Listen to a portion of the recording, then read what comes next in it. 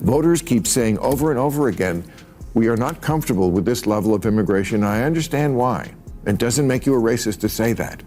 And yet, the liberal parts of, certainly in America, Alex Padilla said last week, he is our senator here, by reviving Trump's asylum ban, Biden has undermined American values. And then they all stand back and go, we don't want to be called a racist, so we will not make a move on immigration. People everywhere are now roasting the left for their failed sanctuary city experiments, and Bill Maher has officially joined the criticism. Maher says the entire idea was never practical and that he even warned Democratic leadership years ago. They ignored him, and now that stubbornness has blown up into one of the biggest migrant crises in modern U.S. history, Maher isn't holding back anymore, and what he's saying is blistering. Again, the same principle as I was saying before about like the reverse of what liberalism really is.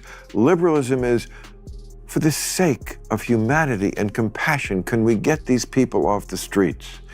And woke is, how dare you ask them to move? This is their home. They have rights. No, it's not.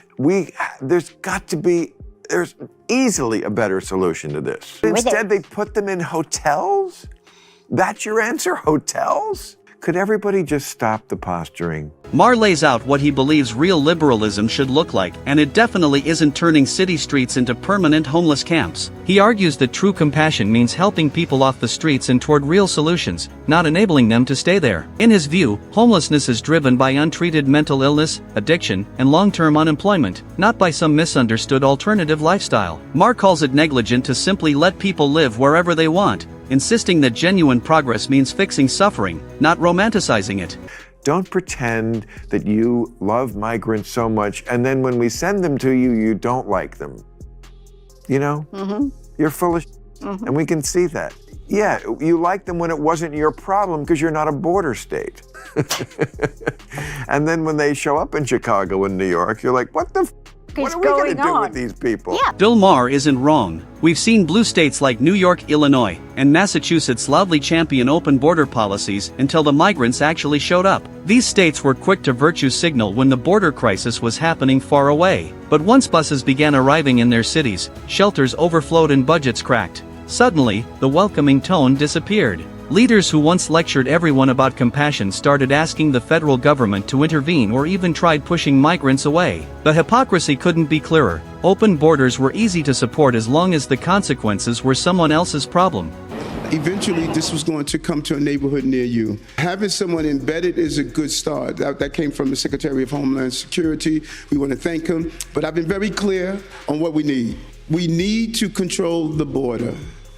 We need to call a state of emergency, and we need to properly fund this national crisis. Take New York Mayor Eric Adams, once a loud supporter of sanctuary city policies and open borders. Now he's overwhelmed by the migrant influx and is demanding stronger border control. New York's shelters are maxed out, budgets are strained, and residents are fed up. Adams' sudden change of heart speaks volumes. But leaders like Los Angeles Mayor Karen Bass and California Governor Gavin Newsom, they're unlikely to admit the open border agenda was a massive mistake. They continue defending it while their cities struggle under the very policies they promoted. Alex Padilla said last week, he is our senator here, by reviving Trump's asylum ban, Biden has undermined American values. And then they all stand back and go, we don't want to be called a racist, so we will not make a move on immigration. It's going to get them at Election Day. It's happening in Europe right now. That proves it in Europe, and it's going to happen here in America. And this is the core issue. Many Democrats privately understand that open borders are straining public safety, draining resources, and overwhelming major cities. They see the rise in crime, the collapsing shelter systems, and the growing financial burden. But publicly, they remain silent. Why? Because speaking out risks being attacked by the far left wing of their own party. Anyone who questions the policy gets labeled xenophobic or disloyal. So instead of honesty and leadership, we get political fear and image protection while the crisis worsens. It's going to get them at Election Day. It's happening in Europe right now. That proves it in Europe, and it's going to happen here in America. There's a real moral reason that we should let people into this country who are suffering at any number. No, I mean, but that's their point. But 64% of Latinos support giving the president authority to shut down the U.S. borders.